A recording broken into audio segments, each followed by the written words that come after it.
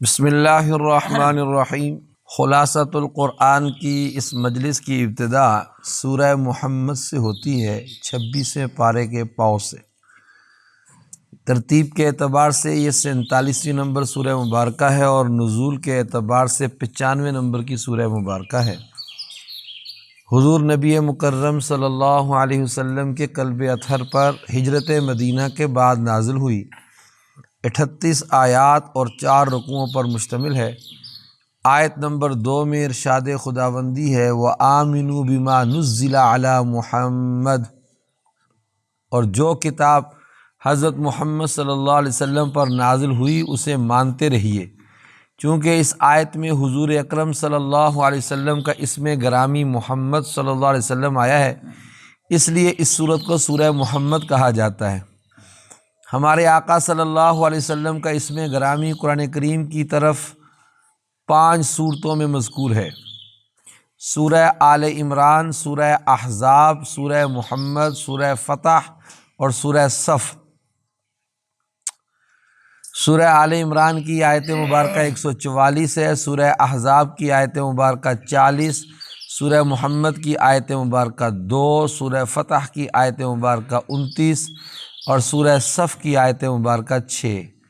پہلی 4 صورتوں میں اسم گرامی محمد ہے صلی اللہ علیہ وسلم، جبکہ آخری صورت میں احمد صلی اللہ علیہ وسلم ہے۔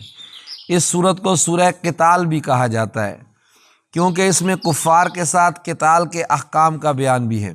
اس صورت کا موضوع حقیقت میں جہاد اور قتال ہے۔ صورت کی ابتدا میں کفار اور مومنین کے درمیان فرق بیان کیا گیا ہے۔ کفار باطل کی اتباع کرتے ہیں اور اہل ایمان حق کی اتباع کرتے ہیں۔ جب انسانوں میں ان دونوں 2 گروہوں کا وجود ہوگا تو ان کے درمیان کشمکش بھی ہوگی، ٹکراؤ بھی ہوگا، معرکہ کارزار بھی گرم ہوگا۔ اس لیے فرمایا گیا کہ جب تم کافروں سے ٹکراؤ تو ان کی گردنیں اڑا دو، یہاں تک کہ جب ان کو خوب قتل کر چکو تو جو باقی بچیں انہیں مضبوطی سے قید کر لو۔ ان قیدیوں کو بطور احسان بھی آزاد کیا جا سکتا ہے، فدیہ لے کر بھی چھوڑا جا سکتا ہے۔ تیسری صورت یہ ہے کہ اپنے قیدیوں کے ساتھ تبادلہ کر لیا جائے، اور چوتھی امکانی صورت یہ بھی ہے کہ انہیں غلام اور لونڈی بنا لیا جائے۔ لیکن لونڈی اور غلام بنانا فرض یا واجب کا درجہ نہیں رکھتا، بلکہ ایک انتظامی اور امکانی صورت ہے جسے بوقت ضرورت اختیار کیا جا سکتا ہے۔ جس وقت جنگی قیدیوں کو لونڈی اور غلام بنانے کی اجازت دی گئی، اس وقت پوری دنیا میں نہ صرف یہ کہ جنگی قیدیوں کو غلام بنا لینے کا رواج تھا، بلکہ ظالم لوگ ایسے آزاد انسانوں کو بھی غلام بنا لیتے تھے جن کا کوئی وارث یا طاقتور خاندان نہیں ہوتا تھا۔ یہ مظلوم طبقہ کسی بھی قسم کے انسانی حقوق سے محروم تھا۔ اسلام نے ان کے حقوق متعین کیے، انہیں آزاد کرنے کے فضائل بتائے اور ان کے خون کو حرمت بخشی۔ یہ اسلام کے حقوق دینے ہی کا نتیجہ تھا کہ تاریخ اسلام میں ایسے بے شمار غلاموں کا تذکرہ ملتا ہے جن میں سے کوئی مفسر تھا اور کوئی محدث، کوئی فاتح اور کوئی وزیر اور فرما روا۔ مسلمانوں نے کبھی بھی ان کی سابقہ غلامی کی وجہ سے انہیں حقارت کی نظر سے نہیں دیکھا۔ صدقہ خیرات کے دوسرے مصارف کی طرح مسلمانوں نے ایک اہم مصرف غلاموں کے ساتھ تعاون اور انہیں خرید کر آزاد کرنے کا بھی طے کر رکھا تھا۔ قرون اولیٰ کے مسلمان گردنوں کو آزاد کرنے اور کرانے میں کتنی دلچسپی رکھتے تھے، اس کا اندازہ اس روایت سے ہوتا ہے جس کے مطابق حضور اکرم صلی اللہ علیہ وسلم کے صرف ایک صحابی حضرت عبد الرحمن ابن عوف رضی اللہ تعالی عنہ نے 30,000 غلام خرید کر آزاد کیے۔ سورہ قتال بتاتی ہے کہ اگر مسلمان اللہ پاک کے دین پر استقامت دکھائیں گے اور اس کی نصرت کے لیے اٹھ کھڑے ہوں گے تو اللہ پاک ان کی مدد کرے گا اور انہیں ثابت قدم رکھے گا۔ اللہ پاک نے اس جنت کی ایک جھلک بھی سورہ مبارکہ میں بیان کی ہے جس کا ایمان والوں سے وعدہ کیا گیا ہے۔ ایمان والوں کے مقابلے میں منافقوں کا حال بھی بتایا گیا ہے۔ آیات قتال سن کر ایمان والوں کی قوت ایمانی میں اضافہ ہو جاتا ہے، جبکہ منافقوں پر موت کی سی بے ہوشی طاری ہو جاتی ہے۔ جہاد و قتال اور انفاق فی سبیل اللہ کی ترغیب دیتے ہوئے آخر میں گویا وعید کے انداز میں کہا گیا ہے، اور اگر تم منہ پھیرو گے تو وہ تمہاری جگہ اور لوگوں کو لے آئے گا اور وہ تمہاری طرح کے نہیں ہوں گے۔ اس کے بعد سورہ فتح ہے، ترتیب کے اعتبار سے 48 نمبر کی سورہ مبارکہ ہے اور نزول کے اعتبار سے 111 نمبر کی سورہ مبارکہ ہے۔ مدنی سورہ مبارکہ 29 آیات اور 4 رکوعوں پر مشتمل ہے۔ آیت نمبر 1 میں ارشاد خداوندی ہے، انا فتحنا لک فتحا مبینا، ہم نے تم کو فتح دی، فتح بھی صریح اور صاف۔ آیت نمبر 18 میں ہے، وَأَصَابَهُمْ فَتْحًا قَرِيبًا، اور انہیں جلد فتح عنایت کی۔ آیت نمبر 27 میں ہے، فَجَعَلَ مِن دُونِ ذَلِكَ فَتْحًا قَرِيبًا، سو اس نے اس سے پہلے ہی جلد فتح کرا دی۔ پہلی آیت میں فتح مبینہ، جبکہ دوسری اور تیسری دونوں آیتوں میں فتحًا قریبا ہے۔ ان تینوں سے مراد صلح حدیبیہ ہے، اسی وجہ سے اس سورت کا نام سورہ فتح رکھا گیا ہے۔ یہ سورت اس وقت نازل ہوئی جب رسول اکرم صلی اللہ علیہ وسلم حدیبیہ سے واپس تشریف لا رہے تھے۔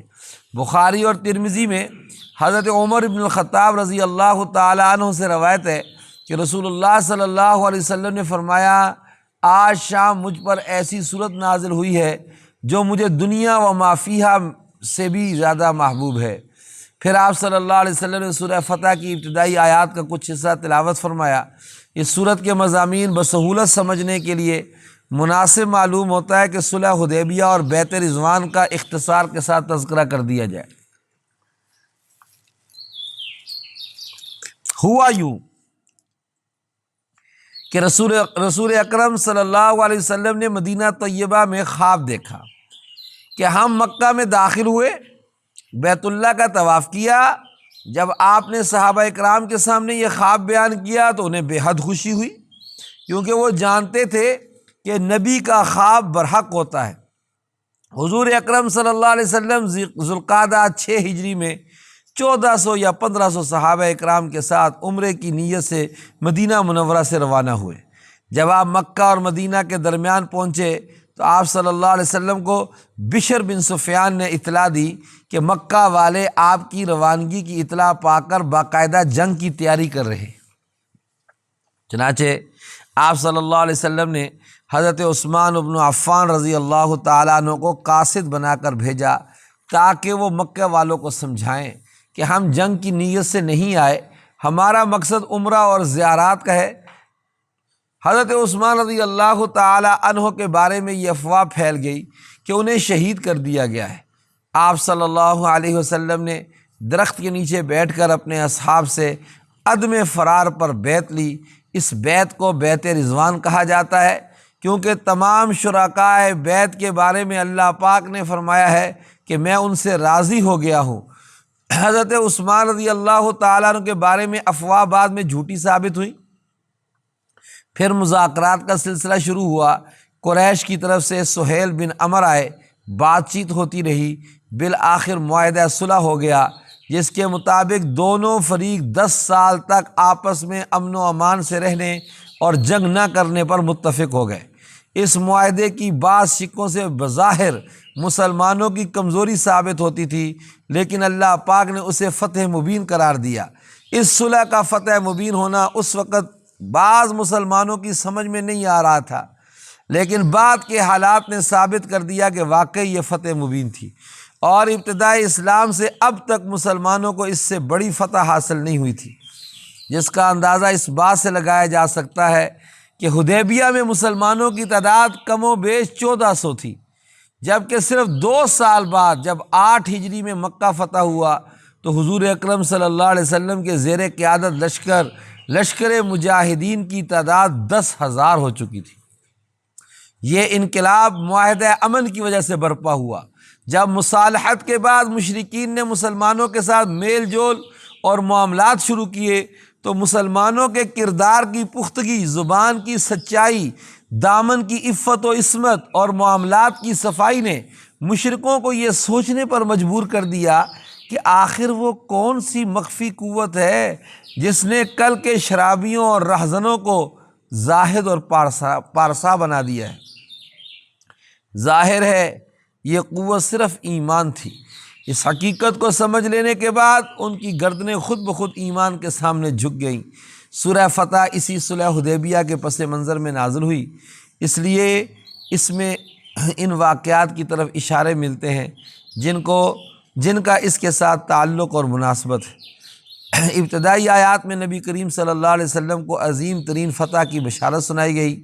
ایمان والوں کے ساتھ جنت کا وعدہ ہے، کافروں اور منافقوں کے لیے وعید ہے۔ پھر یہ صورت دو متضاد گروہوں کا تذکرہ کرتی ہے۔ پہلا گروہ ان مخلص اہل ایمان کا ہے جنہوں نے وطن سے دور اور غیر مسلح ہونے کے باوجود ہرچہ بادہ آباد کہتے ہوئے اللہ پاک کے محبوب صلی اللہ علیہ وسلم کے مبارک ہاتھ پر بیعت جہاد کی اور یہ عہد کیا کہ آپ کی قیادت میں فتح یا شہادت تک قتال کریں گے اور میدان جنگ سے راہ فرار اختیار نہیں کریں گے۔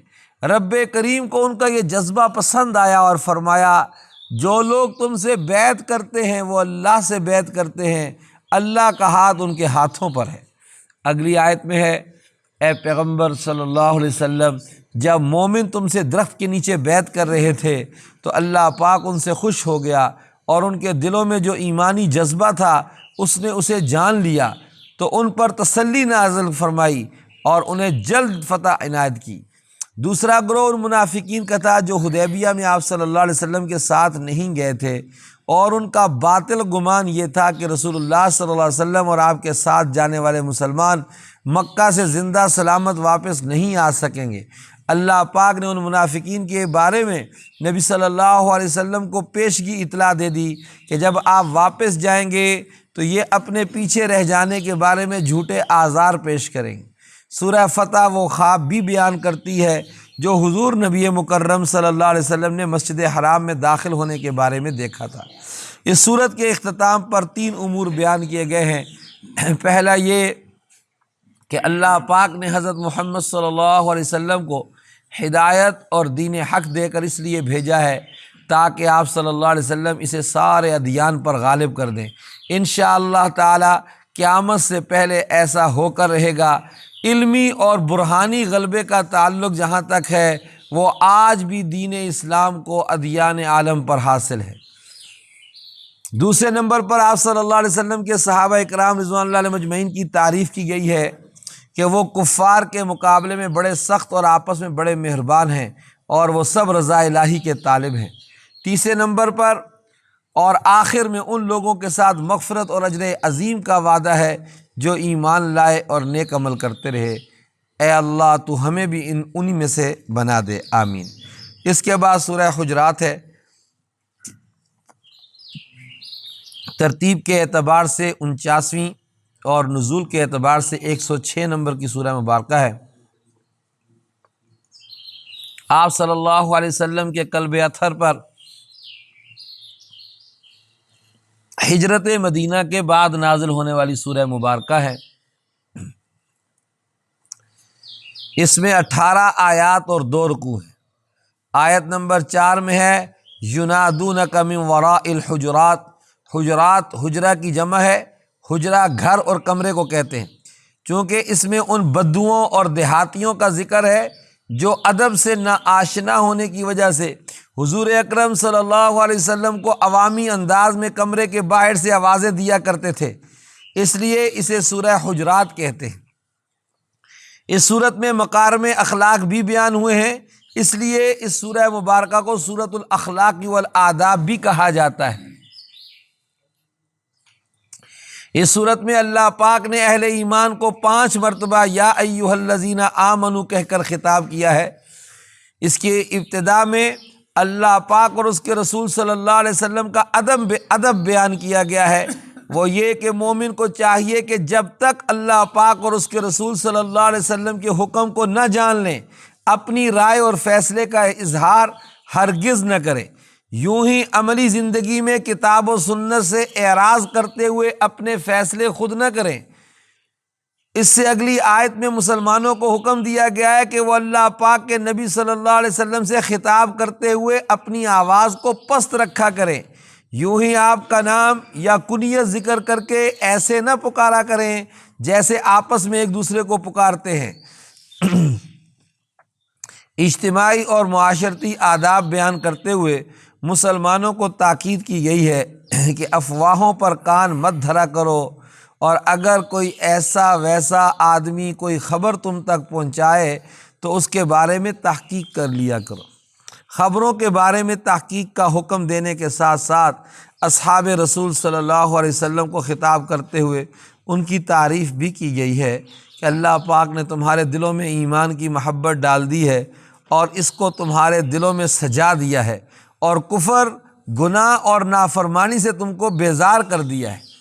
اڑتی ہوئی افواہوں پر اعتماد بسا اوقات باہمی قتل و قتال تک پہنچا دیتا ہے، اس لیے سمجھایا گیا ہے کہ اگر مسلمانوں کے دو گروہ آپس میں برسرے پیکار ہو جائیں تو ان کے درمیان صلح کرا دیا کرو، کیونکہ دنیا بھر کے مسلمان خواہ گورے ہیں یا کالے، امیر ہوں یا غریب، عربی ہوں یا عجمی، سب آپس میں بھائی بھائی ہیں۔ اس کے بعد 6 ایسی معاشرتی خرابیوں اور برائیوں کی نشاندہی کی گئی ہے جن کی وجہ سے باہمی تعلقات بھی متاثر ہوتے ہیں اور ان میں مبتلا انسان اللہ پاک کی نظر میں بھی اچھا شمار نہیں ہوتا۔ پہلی برائی جس سے منع کیا گیا ہے وہ ہے ایک دوسرے کا مذاق اڑانا۔ عام طور پر ایک شخص دوسرے کا مذاق اس وقت اڑاتا ہے جب وہ اسے حقیر اور اپنے آپ کو اس سے بہتر سمجھتا ہے، اس لیے فرمایا گیا کہ جن کے ساتھ تم تمسخر کر رہے ہو سکتا ہے وہ اللہ پاک کی نظر میں تم سے بہتر ہو۔ دوسری برائی ایک دوسرے پر عیب لگانا، تانا دینا، ذلیل و رسوا کرنا۔ تیسری برائی کسی کو برے لقب سے پکارنا یا اس کا نام بگاڑنا۔ چوتھی برائی کسی کے بارے میں بدگمانی کرنا۔ اللہ پاک کے نبی صلی اللہ علیہ وسلم نے بدگمانی کو بدترین جھوٹ قرار دیا ہے۔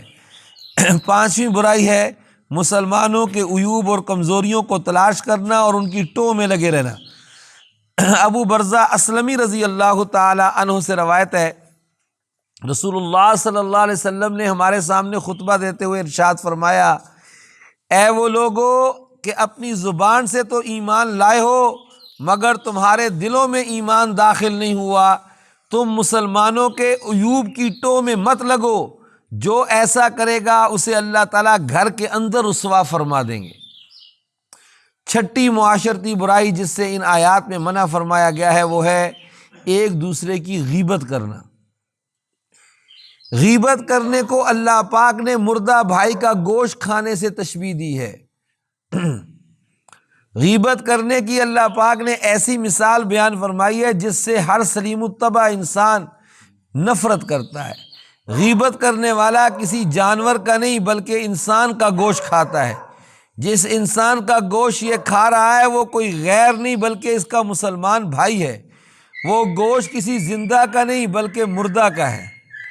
اور بھئی یہ تو عام انسان کی غیبت ہے، علماء کی غیبت کرنے سے نقل کیا گیا ہے کہ مردہ بھائی کا زہریلا گوشت کھانا ہے، مردہ بھائی کا زہریلا گوشت کھانا ہے۔ اور زہریلا گوشت کھا کر کبھی بھی کوئی شخص پنپتا نہیں ہے، صحت مند نہیں ہوتا، اسی لیے کہا گیا ہے کہ یہ غیبت علماء کی تنقیص یہ انسان کی نسلوں سے ایمان کو زائل کر دیتی، نسلوں سے ایمان کو زائل کرتی۔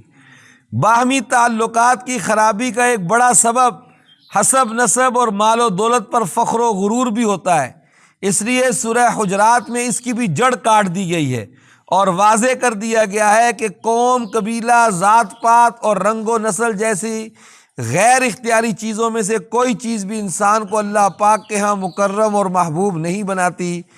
اللہ پاک کے ہاں عزت کا معیار صرف تقویٰ ہے، یعنی ہر قسم کے شرک اور حرام سے بچنا اور اللہ اور اس کے رسول صلی اللہ علیہ وسلم کی اطاعت کرنا۔ حدیث میں آتا ہے رسول اللہ صلی اللہ علیہ وسلم نے ارشاد فرمایا، اے لوگو بے شک اللہ تعالیٰ نے تم سے زمانہ جاہلیت کی عار اور آباء پر تفاخر کو ختم کر دیا ہے۔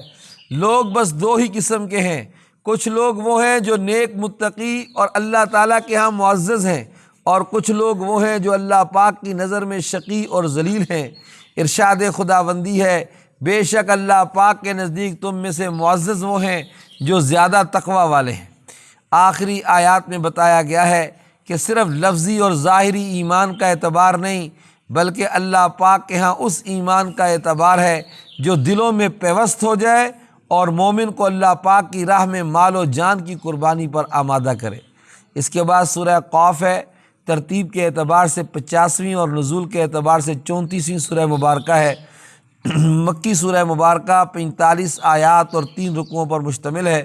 آیت نمبر 1 میں ارشاد خداوندی ہے، قاف والقرآن المجید۔ یہ سورہ قاف سے شروع ہو رہی ہے، اسی نسبت سے اس سورت کو سورہ قاف کہا جاتا ہے۔ یہ سورت اسلام کے بنیادی عقائد پر مشتمل ہے۔ اسے عام طور پر نبی کریم صلی اللہ علیہ وسلم جمعہ اور عیدین جیسے بڑے اجتماعات میں پڑھا کرتے تھے۔ اس سورت کی ابتدا میں قرآن مجید کی قسم کھائی گئی ہے، اور قسم کا جواب محذوف ہے، یعنی کلام میں مذکور نہیں ہے، اور وہ یہ ہے کہ لیبعثن، انہیں ضرور بضرور مرنے کے بعد دوبارہ زندہ کیا جائے گا۔ اللہ پاک نے اپنے کلام میں 6 بار قرآن مجید کی قسم کھائی ہے، صاد والقرآن ذی الذکر، قاف والقرآن المجید، حامیم والکتاب المبین، حامیم والکتاب المبین، یاسین والقرآن الحکیم، والطور وکتاب مستور۔ یہ 6 مقامات ہیں جہاں اللہ پاک نے قرآن مجید میں قرآن پاک کی قسم کھائی ہے۔